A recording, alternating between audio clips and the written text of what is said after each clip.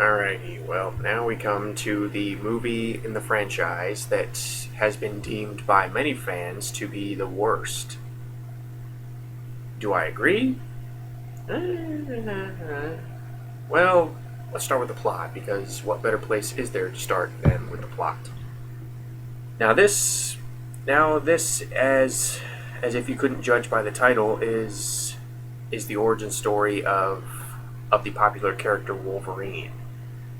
After X-Men 3, I guess they figured, well, let's make a spin-off of the most popular character since we don't necessarily want to continue the trilogy.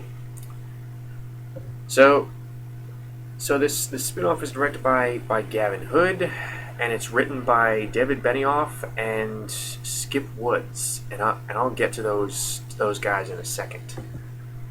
But like I said, it basically follows the origin story of Wolverine, basically how he got his adamantium claws and how he lost his memory.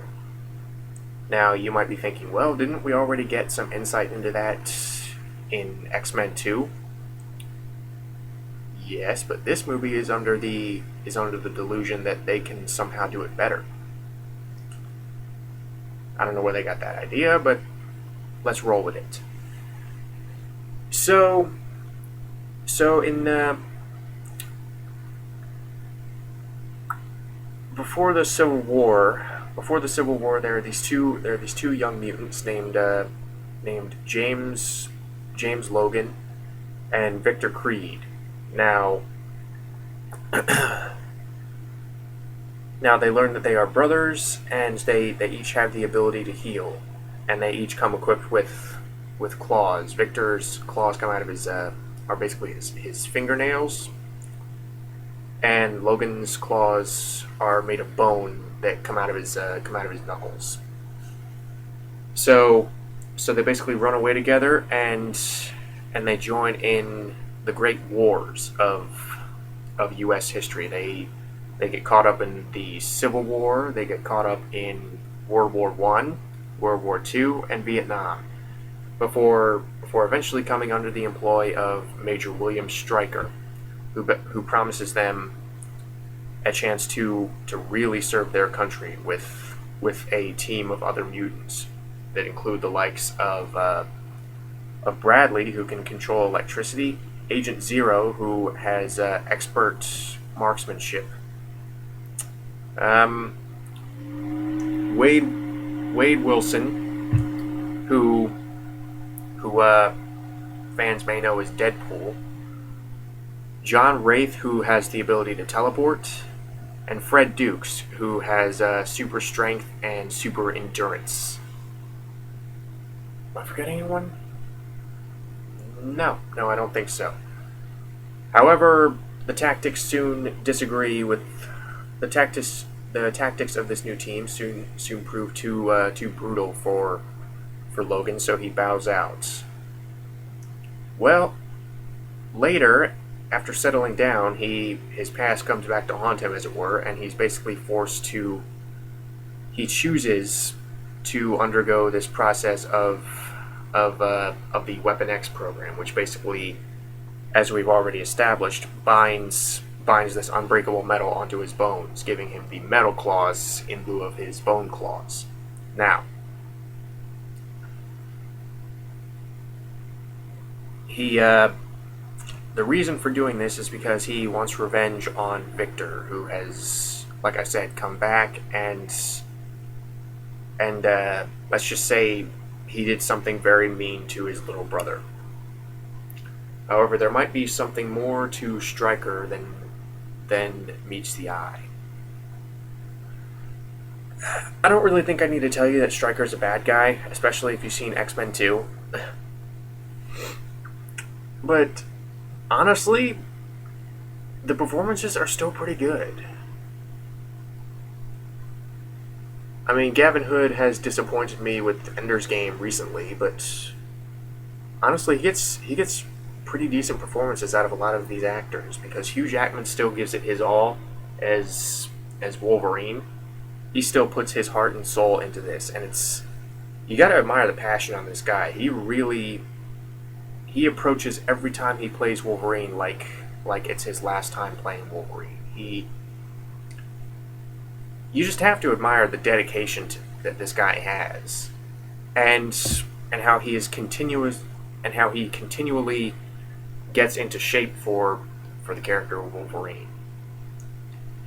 So he's still really good, and one thing that I think this movie does better than the other movies is actually in its portrayal of Victor Creed, who later becomes Sabretooth. I really like Liev Schreiber as Sabretooth. Now, I may or may not get disagreements on this, but I think he looks enough like Wolverine to make you buy the fact that they're brothers. I mean, he's got the Wolverine mutton chops. But at the same time, he's not a carbon copy. And Liev Schreiber's charisma, along with his brutality and his chemistry with Hugh Jackman, all of this combines to basically give me what I wanted to see from these two characters in the first X-Men movie that I never really got, because like I said, Sabretooth was just reduced to a thug in that movie. Now granted, I understand that there's not really a whole lot you could do with Sabretooth, at least at first glance, but I thought their relationship here not only was more fleshed out, but I really enjoyed seeing a revenge flick in one of these movies, and having this very strong dynamic between the two characters. I mean, looking at these two actors and the way that they play off of each other, you can tell that there is more to their relationship than "I just don't like you." And that's really all it escalated towards in the first X-Men movie. I mean, the first X-Men movie is a lot better than this, but I'm just saying, I like the relationship between Wolverine and Sabretooth better here. And I like Liev Schreiber as Sabretooth, and I actually wish he would come back to play the role again. I know some people are trying to drown out the memory of this movie, but you have to admit, Hugh Jackman and Liev Schreiber are the best part. Let's see. Danny Huston is also very good as Stryker. Now, he had some pretty sizable shoes to fill, considering the role was previously played by Brian Cox as an older version of the character in X-Men 2. And on that front, there's not really anything surprising about him turning out to be the bad guy. And I think that's one of the disadvantages of doing a prequel that they never really seem to overcome here. But despite how transparently evil the character is, Danny Huston does do a good job. He does try to lend some humanity to this role. He tries to make you believe that, yeah, this guy is a trustworthy person, while also visibly having more going on than he lets on. It's a surprisingly nuanced performance. So I like Danny Huston, probably not as much as I liked Brian Cox in the role, but again, he does a good job. I mean, these three actors are a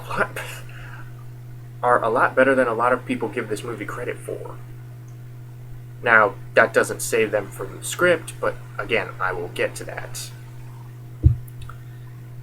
Ryan Reynolds plays Deadpool. Now, as exciting as that sounds, considering Ryan Reynolds is probably the perfect choice, or if not perfect, then a very good choice.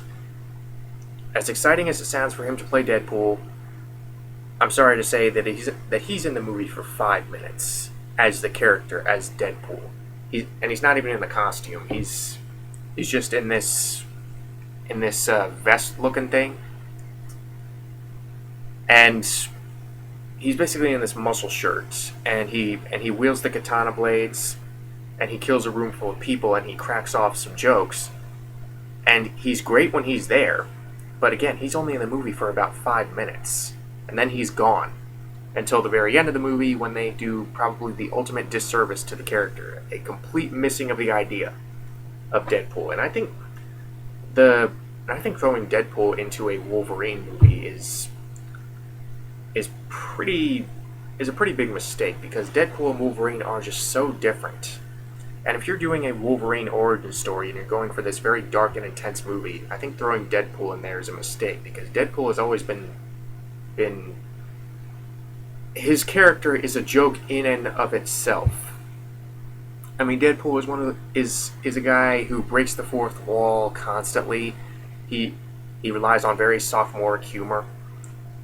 A lot of the time the sophomoric humor is done well, and I'm not saying I don't like Deadpool. I love Deadpool, but the thing is, I don't really think he works in a dark and intense movie like this, like the filmmakers wanted to go with here. And I think that was their primary motivating factor for eventually sewing his mouth shut at the end of the movie and making him the final combatant that Wolverine has to fight. Because basically what it is they use him as weapon 11, because weapon X equals weapon 10 according to Roman numerals. They make Deadpool weapon 11, and they put katana blades into his arms. I mean, you know how Wolverine extends claws from out of his knuckles? Well, Deadpool extends katana blades out of his arms.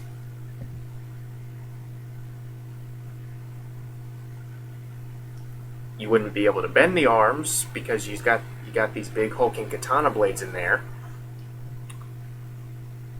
But apparently also, he has all of these other mutants' powers. I mean, basically Stryker's plan is to round up all of these mutants and basically combine their powers into one. So he has eye beams, he has the power to teleport, he has the power to heal.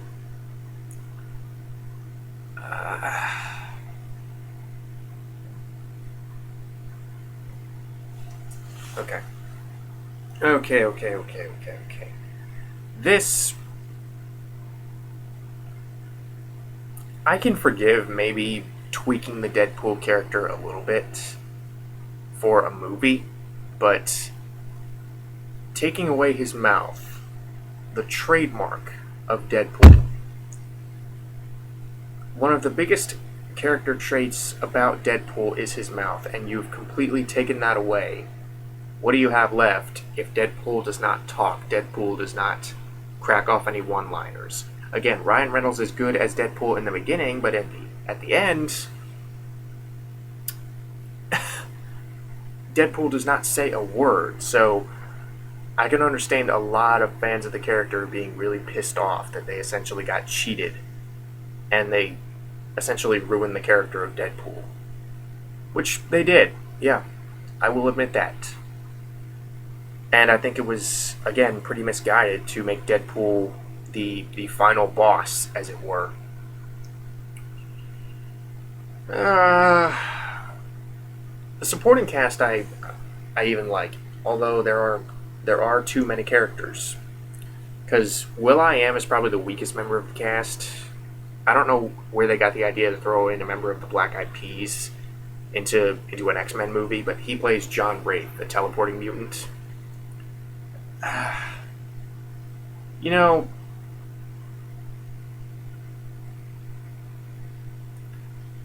For what they have him doing, he's not actually that bad. He's just the weakest member of the cast, and he's probably the most forgettable. He leaves the smallest impression on you because he only has one mode, and that's cracking off the occasional smart remark or one-liner.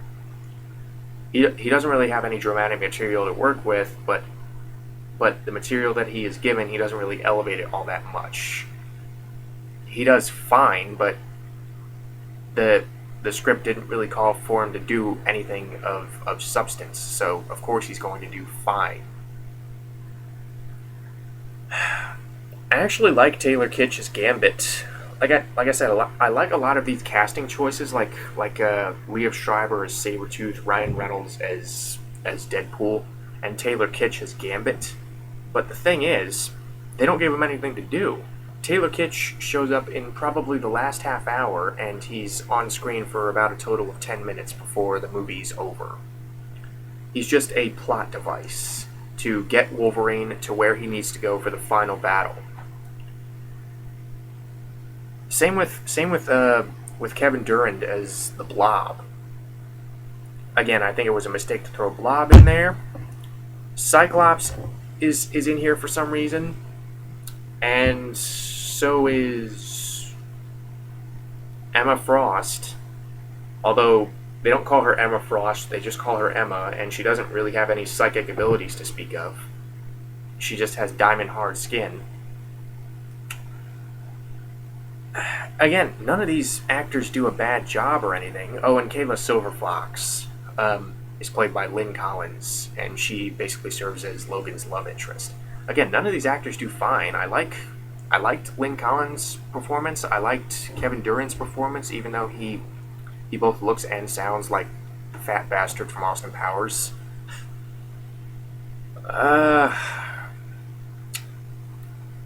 Taylor Kitsch was alright as Gambit. Again, there's not really anything wrong with these casting choices. Is that it's just these characters should never have been in here from the beginning. This is supposed to tell a more personal story of Wolverine, and the fundamental problem that you have is that you have all of these characters in here who I can only assume are in here because of their names. I can only assume that they were trying to... I mean, with the marketing that went on in this movie, the marketing basically went like, we have Gambit in our movie, we have the Blob in our movie, we have Deadpool in our movie. When not only do they not use these characters as much as they probably deserve to, but the fact that Gambit and Cyclops and Deadpool are in a Wolverine movie, a supposed origin story of Wolverine. You have this problem from the very beginning. This is supposed to be, like I said, a more personal story than the other X-Men movies, and you have another ensemble, and here they're not balanced nearly as well as they were previously. And it should never have been an ensemble movie. Like I said, it should have been a smaller movie. And it turned out to be just a mess of characters who are underdeveloped and completely underused, and in some cases completely misinterpreted or misrepresented, like Deadpool. And the characters that are there, like Gambit and the Blob, they're fine when they're there, but why are they here to begin with? Really, the only characters who deserved to be major players, and they still are Wolverine, Sabretooth, and Stryker. That's it. The cast really should not have been much bigger than that. Oh, and Agent Zero. The cast really shouldn't have been much bigger than that. And I'm not just saying, oh, well, it's a matter of preference, how I would have preferred this movie to be laid out. No. It actually becomes pretty intrusive how the movie constantly shifts focus to all these other characters. And not only that, they use these characters, again, as plot devices to get the story moving. I mean, Gambit is only there to bring Wolverine to the island, and after that he's completely useless. John Wraith is only there to point Wolverine towards information. The Blob is only there to have a short boxing match with Wolverine, and then he is gone. Deadpool is only there to have a final fight with Wolverine because they didn't want to resort to another fight with Sabretooth like they had been doing for about 3 times before that.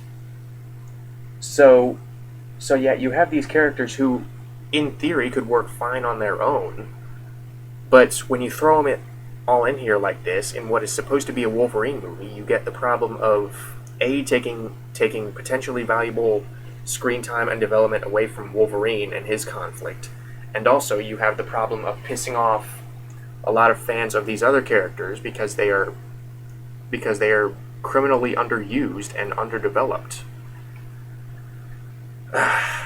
And aside from that, there's a lot of things in the story that just don't make sense, and this actually does have something to do with the writing, and this may actually shock you, but this movie has 2 writers, one of which is David Benioff.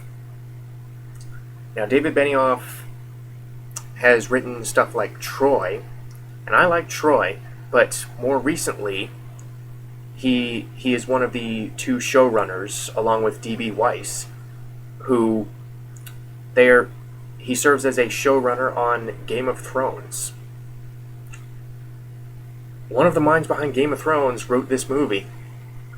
However, I can't really blame him too much, because the other writer is a guy named Skip Woods, and Skip Woods is basically one of those Hollywood hacks who I'm just gonna call him the ruination of popular franchises, because he wrote the movie adaptation of the Hitman video game series.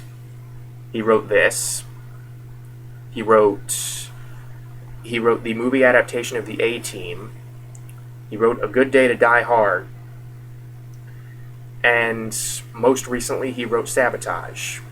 Arnold Schwarzenegger in Sabotage.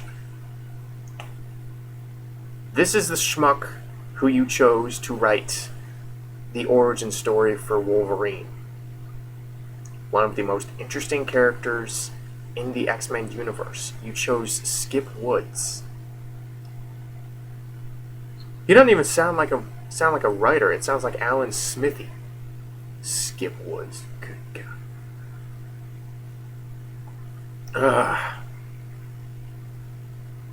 So yeah, there's a lot of things. There are a lot of really bad lines, like how he actually came to, how Logan actually came to get the idea for Wolverine. It's this really god awful story that his girlfriend tells him, that Kayla tells him. And again, Hugh Jackman and Lynn Collins do try, but they're limited by bad writing, and it's this very sappy story, this very sappy Native American story about how, like, the moon and her Wolverine and the trickster, and you're just thinking, oh, good God.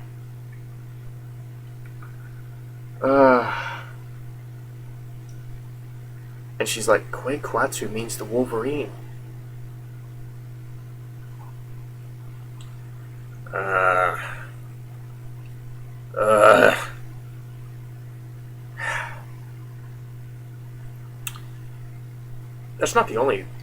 That's by no means the only bad line. Like Stryker says, we're going to make you indestructible, but first we're going to have to destroy you.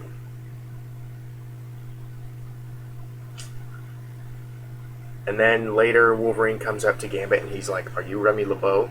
And Gambit's like, do I owe you money? And Wolverine's like, no. And Gambit's like, well, Remy LeBeau I am.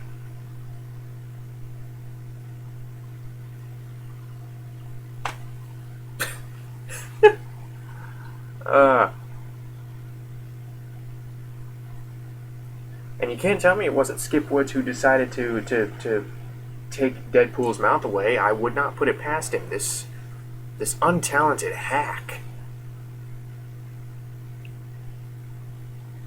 I don't know whose idea it was, but my money's on Skip Woods, because David Benioff, I'm not the biggest fan of David Benioff, or at least not by himself.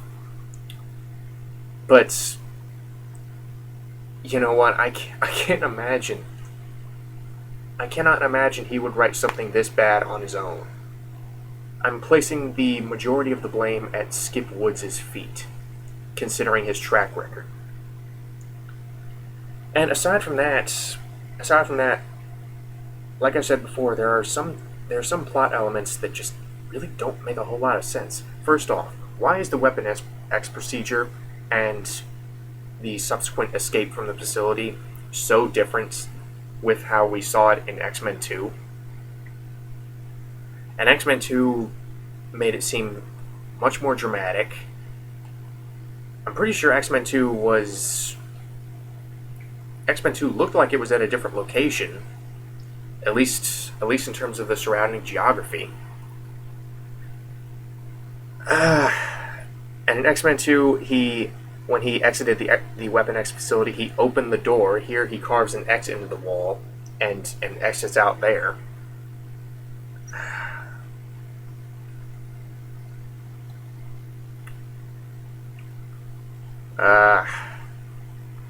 And it turns out that his memory loss did not actually come from the procedure itself.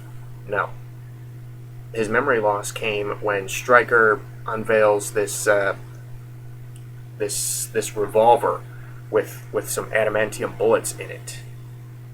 And one of his assistants is like, well, the only thing that's going to stop Wolverine is an adamantium bullet. And they're like, well, he'll still heal. His brain will still heal. And Stryker's like, yeah, but his memories won't grow back. Convenient.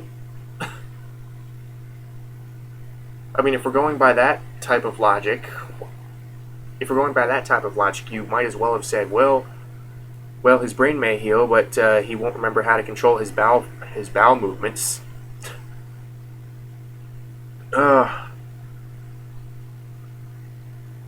And they actually unveiled this revolver after they already sent Agent Zero out to kill Logan. So I'm thinking, why didn't you give Agent Zero, the guy with expert marksmanship, why didn't you give him the revolver instead of waiting to use it until the end of the movie?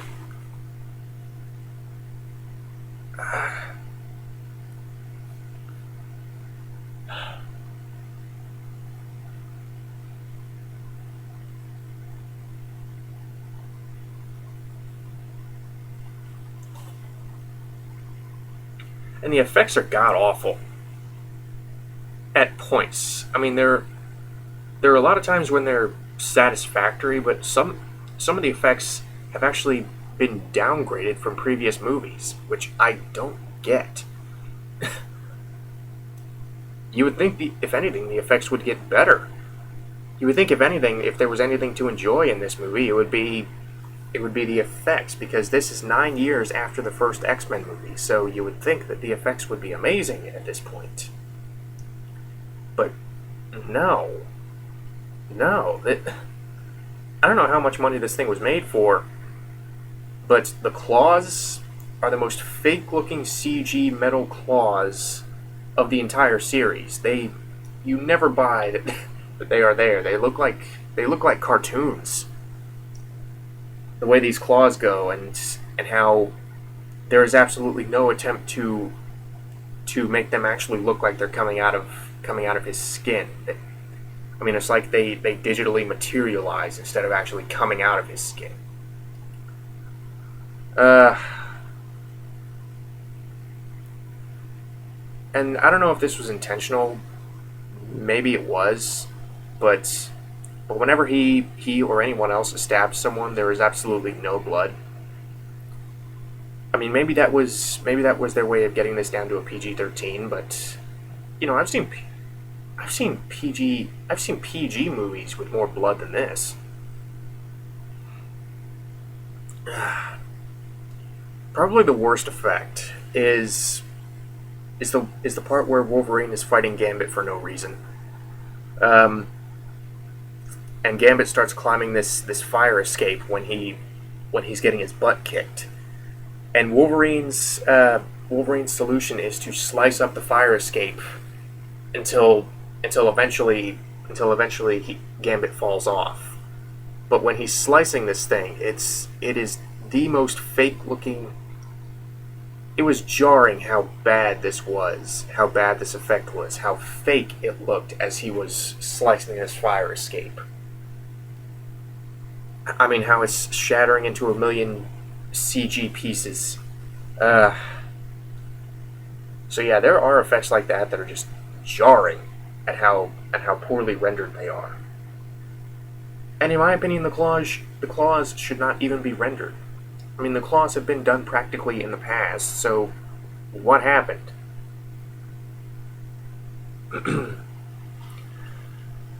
But again, the acting, there's not really anything wrong with the acting, or at least not for the most part. And the action scenes are shot pretty well, especially the last one, when Wolverine and Sabretooth are fighting what the movie tells us is supposed to be Deadpool. I mean, the action is staged pretty well. There's not really any shaky cam. But when the drama behind it is not interesting, then what are you left with? You're left with a very good-looking boar, a potentially exciting boar, because you don't really care about about anything that's going on, or at least not any thanks to the writing. I mean, if anything, you might care about the characters due to the performances, because again, they are much better than this movie probably deserves. Um, and I am not saying, oh, they should have just phoned it in.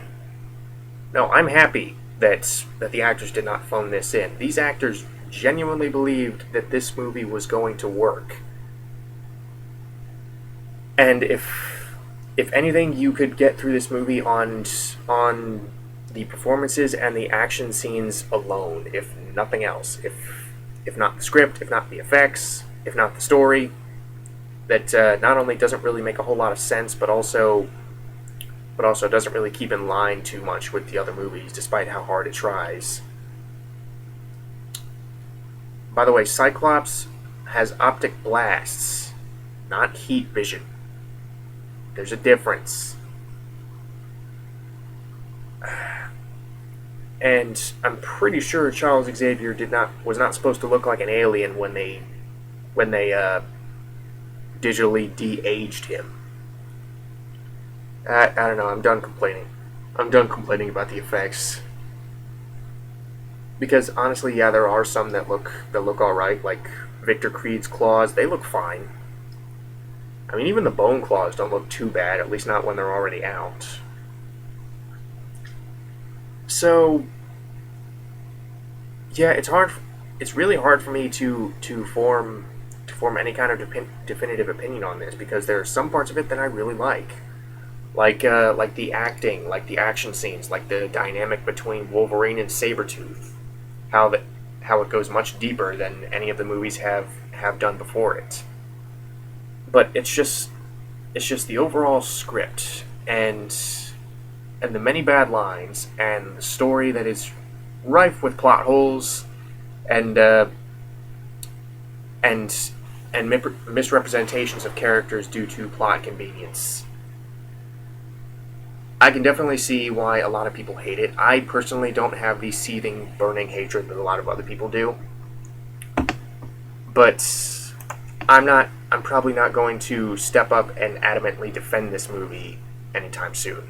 So, as always, take that for what it's worth. Please like, subscribe, comment, and by all means, let me know what you think of this movie. I would love to hear some other opinions on this movie. See if I'm at all alone in my opinions. So again, that's another one down, and next up is the one that everyone loves,